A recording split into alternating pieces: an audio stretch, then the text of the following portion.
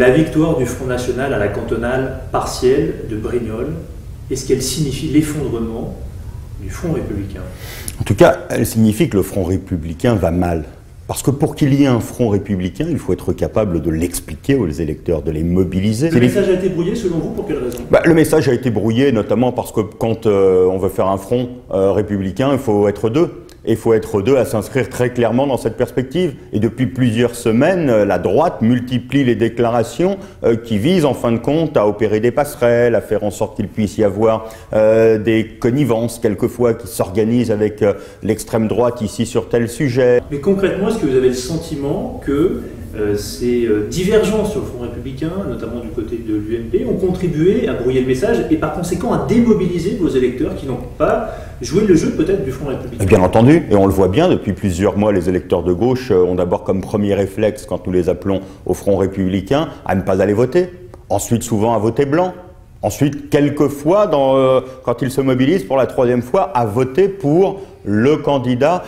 Bon, mais cela, il faut d'abord, éviter la dispersion à gauche dans un premier tour, c'est-à-dire essayer de ne pas disparaître du second tour, mais ensuite, je le crois, continuer le Front républicain, on peut sûrement le critiquer. Moi, je ne vois pas d'autre attitude possible.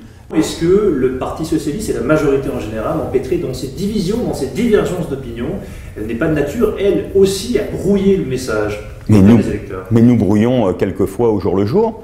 Quand je vois que bien souvent une annonce du gouvernement est suivie d'une mise en cause d'un des partenaires, voire d'un des membres de la majorité qui dit toujours « mais ça va pas assez loin, il n'y en a pas assez ». Mais enfin, en matière de cohérence, nous avons très certainement un autre message à donner. Nous avons un autre message à porter. Mais je fais un mea culpa collectif.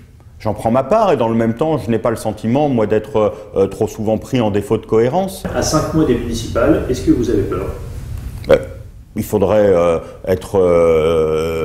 ne pas voir les choses pour ne pas être inquiet sur notamment cette mobilisation de l'électorat dont nous avons besoin. Alors, je fais la différence. Les projets des collectivités locales sont bien souvent, et toutes les études le montrent, regardés différemment. Et pour autant, il y a un contexte national qui va être toujours important dans une élection. Et elle aura lieu au mois de mars. Eh bien, au mois de mars, moi, je souhaite que nous puissions aller à cette élection avec une courbe du chômage qui se sera inversée, avec des chiffres de croissance pour 2014 qui auront été revus à la hausse. Et s'il y a ces dimensions, alors nous aurons réussi à créer un climat pour les élections municipales qui sera meilleur que celui que nous connaissons aujourd'hui.